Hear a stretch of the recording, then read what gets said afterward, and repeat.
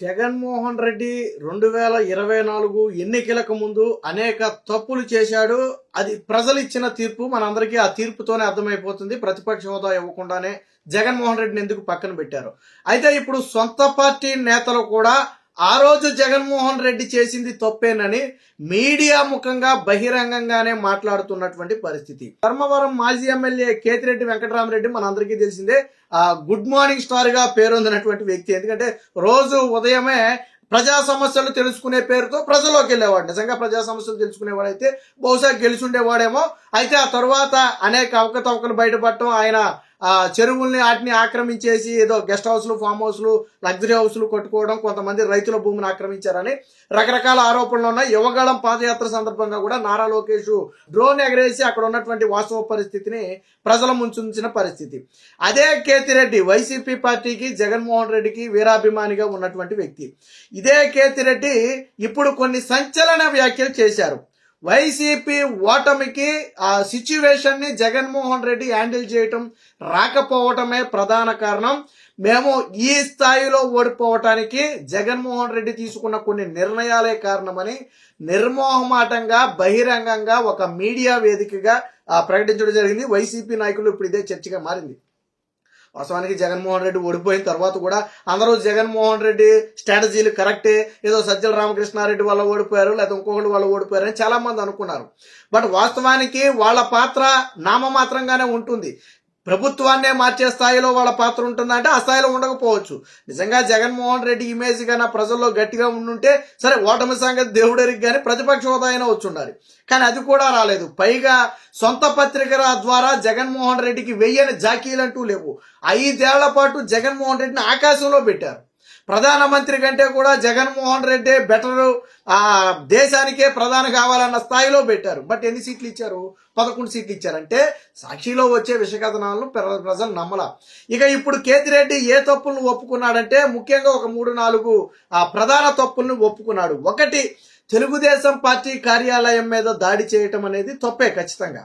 దాంతోపాటు చంద్రబాబు గారి ఇంటి మీద దాడి చేయడం కూడా కొంత తప్పేనని చెప్పి బహిరంగంగా ఒప్పుకున్నాడు. ఇక అన్నిటికంటే అతిపెద్ద మిస్టేక్, అసెంబ్లీలో చంద్రబాబు గారి సతీమణి భువనేశ్వరి గారిని అనరాని మాటలు అన్నప్పుడు దాన్ని ఖండించకపోవడం, అదే సమయంలో చంద్రబాబు గారి కంటతడి పెట్టుకోవడం, ఖచ్చితంగా ఇది వైసీపీ పార్టీకి చాలా బలమైన దెబ్బ తగిలింది. ఇన్నేళ్ల రాజకీయ చరిత్ర ఉన్న చంద్రబాబు గారు ఏ రోజు ఎంత పెద్ద సవాళ్ళైనా ఎదుర్కొన్నారు తప్ప కన్నీరు పెట్టుకున్న పరిస్థితి లేదు. బట్ కుటుంబంలోని వ్యక్తుల మీద విమర్శలు చేసినప్పుడు కొంత భావోద్వేగానికి లోనయ్యారు. అది ప్రజల్లో కూడా ఒక కదలిక తీసుకొచ్చింది. దాని తర్వాత జరిగిన అతిపెద్ద మిస్టేక్ చంద్రబాబు గారిని అరెస్ట్ చేయడం. ఇది స్వయంగా మా తప్పేనని చెప్పి స్వయంగా ఒప్పుకున్నాడు. ఒక సిచ్యువేషన్ ని హ్యాండిల్ చేయటంలో వైసీపీ, జగన్మోహన్ రెడ్డి విఫలమయ్యారని స్వయంగా ఒప్పుకున్నాడు. ఇంకో మాట కూడా చెప్పాడు కేతిరెడ్డి. ఏమని? చంద్రబాబు గారిని అరెస్ట్ చేశారు, ఒకవేళ ఆ రోజు కాకపోతే ఇంకో 3 నెలలో 6 నెలలో ఆగితే గవర్నమెంట్ మళ్ళీ తిరిగి వచ్చిన తర్వాత అయినా అరెస్ట్ చేసి ఉండొచ్చు.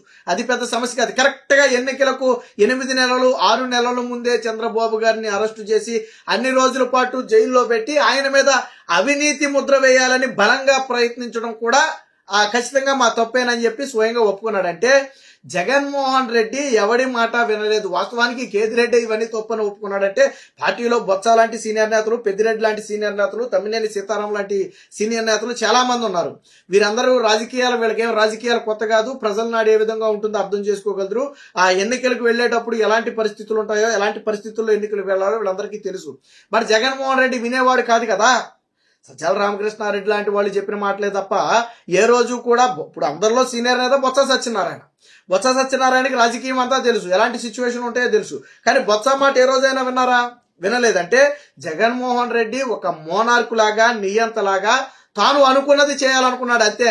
తర్వాత నేను గెలుస్తానో చేస్తానో, చంద్రబాబు గారి మీద ఒక అవినీతి ముద్రేసి అరెస్ట్ చేస్తే రేపొద్దు నన్ను జైల్లో నేను అవినీతి పరుడు అంటే నువ్వు అవినీతి పరుడు అనొచ్చు కదా. జగన్మోహన్ రెడ్డి ఉద్దేశం ఏంటి? నాకు పదే ఏమని పిలుస్తారు జగన్మోహన్ రెడ్డిని? అవినీతి పరుడు, జైలుకి వెళ్ళి వచ్చాడు, నేటికి కేసులు ఉన్నాయని చెప్తారు. అదే చంద్రబాబుని అరెస్ట్ చేస్తే నేను కూడా ఆ మాట చెప్పొచ్చు కదా అనుకున్నాడు జగన్మోహన్ రెడ్డి. బట్ జగన్మోహన్ రెడ్డికి ఉన్న ఇదేంటి, చంద్రబాబు గారికి ఉన్న ఇదేంటి?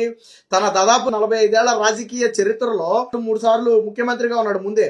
అప్పుడు కూడా ఏ రోజు అవినీతి మచ్చలేదు. రాజశేఖర రెడ్డి ఎంతకంటే ఎక్కువ ట్రై చేశాడు చంద్రబాబు మీద అవినీతి మచ్చ చేయాలని, బాగా వేయలేకపోయాడు. ఎందుకంటే అవినీతి అనేది లేదు. కానీ జగన్మోహన్ రెడ్డి ఆయనకేదో అవినీతి మరక అంటించాలనే ప్రయత్నంలో చేసినటువంటి ఇవన్నీ కూడా బెడిసి కొట్టాయి. అంటే మొత్తంగా ఒక అనుభవం లేని వ్యక్తికి చేతికి పగ్గాలు ఇస్తే ఎలా ఉంటుందో జగన్మోహన్ రెడ్డి నిరూపించాడు. వాస్తవానికి 2014 సమయంలో ప్రజలు ఏం ఆలోచించారంటే విభజిత ఆంధ్రప్రదేశ్, రాజధాని లేని రాష్ట్రం, ఇలాంటి సమయంలో జగన్మోహన్ రెడ్డి లాంటి ఒక ఆర్థిక నేరస్తుడి చేతిలో రాష్ట్రాన్ని పెడితే ఏమైపోతామో అనే భయంతో ప్రజలు చంద్రబాబు గారికి పట్టం కట్టారు. అప్పుడు కూడా జగన్మోహన్ రెడ్డి దాదాపుగా దగ్గరకు వచ్చినంత పని చేసేయడం కూడా అది వేరే విషయం. బట్ అప్పుడు పట్టం కట్టారు. కానీ 2019 ఎన్నికల సమయానికి ఏమైంది, ఆల్రెడీ అన్ని నిర్మాణాల్లో ఉన్నప్పటికీ కూడా అప్పటికి 5 ఏళ్ల పాటు పోరాడాడు జగన్మోహన్ రెడ్డి. ఆ తర్వాత ఒక 5 ఏళ్ళు, మొత్తంగా 10 ఏళ్ల పాటు తన తండ్రి తర్వాత ఆ పేరుతో వచ్చి ఎదురు చూశాడు. ఒక అవకాశం ఇద్దాములా అన్న ఆతృతే తప్ప చంద్రబాబు గారు తప్పు చేశారని ప్రజలు అన్ని సీట్లు ఇవ్వలేదు, లేదా చంద్రబాబు గారు చేసిన పాలన వాళ్ళకి నచ్చలేదని అన్ని సీట్లు ఇవ్వలేదు. ఒకవేళ నిజంగానే చంద్రబాబు గారి పాలన నచ్చకే జగన్మోహన్ రెడ్డికి 151 సీట్లు ఇచ్చుంటే ఆ వేవ్ అనేది అంత స్పీడ్గా పోదు. కనీసం జగన్మోహన్ రెడ్డి 80-90 సీట్లతో ఆయన గెలవాల్సి ఉంటుంది. కానీ గెలవలేదు కదా జగన్మోహన్ రెడ్డి. ఎందుకు గెలవలేదు అంటే ఆ రోజు జగన్మోహన్ రెడ్డికి ఒక అవకాశం ఇచ్చారు, దాన్ని మిస్యూజ్ చేసుకున్నాడు. అడ్డగోలుగా ఏదో జగన్మోహన్ రెడ్డి చాలా సూక్తులు చెప్పాడు, పార్టీ నాయకులను ఎవరైనా జాయిన్ చేసుకోవాలని నేను రాజీనామా చేయించుకుంటాను. మరి టీడీపీ నుంచి అడ్డగోలుగా ఎమ్మెల్సీలతో పాటు ఎమ్మెల్యేలను లాక్కున్నాడు, వాళ్ళతో రాజీనామాలు చేయించలేదు. తర్వాత తిరిగి వాళ్ళకే టికెట్లు ఇచ్చాడు. ఏమైంది పరిస్థితి? ప్రజలు యాక్సెప్ట్ చేశారా? చేయలేదు. ఈరోజు కేతిరెడ్డి ఇప్పుడే కాదు, గతంలో కూడా కొన్ని వివాదాస్పద వ్యాఖ్యలు చేశారు. చంద్రబాబు గారు అధికారంలోకి వచ్చి 2 నెలలు గడవక ముందే పథకాల గురించి, ఇసుక గురించి నానా యాగి చేస్తే కొంచెం టైం ఇవ్వాలి కదా. మరీ 2-3 నెలల్లోనే విమర్శలు చేయడం అనేది కరెక్ట్ కాదు. ప్రభుత్వానికి అట్లీస్ట్ ఒక 6 నెలలు సమయం ఇచ్చి ఆ తర్వాత ప్రశ్నించాలి. కానీ వాళ్ళు సెట్ అవ్వడానికే 2 నెలల సమయం పడితే ఇలాంటి సమయంలో విమర్శలు కరెక్ట్ కాదు అని చెప్పి కూడా కేతిరెడ్డి చెప్పడం జరిగింది. సో మొత్తంగా కేతిరెడ్డి అంటే వైసీపీకి అడ్డుకోరు, కొంత ఫ్యాన్ ఫాలోయింగ్ ఉన్న వ్యక్తి. కేతిరెడ్డి కూడా ఎక్స్పెక్టేషన్స్ తప్పు ఉంటాయి. గతంలో తెలంగాణ మాజీ మంత్రి కేటీఆర్ కూడా పాపం కేతిరెడ్డి గెలుస్తాడు అని చెప్పి ఒకానొక సందర్భంలో అక్కడ మాట్లాడిన ఇంటర్వ్యూలో చెప్పాడు. నేనైతే కేతిరెడ్డి గెలుస్తాడు అనుకున్నాను, బట్ ఓడిపోయాడని చెప్పి ఓడిపోయిన తర్వాత అనుకుంటా ఆయన మాట్లాడారు. సరే, దాని మీద తెలుగుదేశం పార్టీ మళ్ళీ విమర్శలు చేసిన అనుకుంటే అది వేరే విషయం. అంటే అందరూ ఏమనుకున్నారంటే కేతిరెడ్డి లాంటి వాళ్ళు కూడా గెలుస్తారు అనుకున్నారు. బట్ వాస్తవానికి కేతిరెడ్డి అక్కడ చేసింది ఏమీ లేదు. సరే, ఏది ఏమైనా మొత్తానికి వైసీపీ పార్టీలో ఉన్నటువంటి కీలక వ్యక్తుల్లో కేతిరెడ్డి అనే ఒక వ్యక్తి ఖచ్చితంగా ఒక వ్యక్తిగా ఉంటాడు. ఎప్పుడు ప్రజల నోట్లలో నానటం, అది మంచిగా చెడ కాసేపు పక్కన పెడితే ప్రతి సందర్భంలో కూడా ప్రజల నోట్లలో నానటం అనేది కేతిరెడ్డికి అలవాటే. అలాంటి కేతిరెడ్డికే దిక్కులేదు. అలాంటి కేతిరెడ్డి ఈరోజు జగన్మోహన్ రెడ్డి తప్పటడుగులు వేశాడు. కొన్ని నిర్ణయాలు మమ్మల్ని ముంచేశాయి.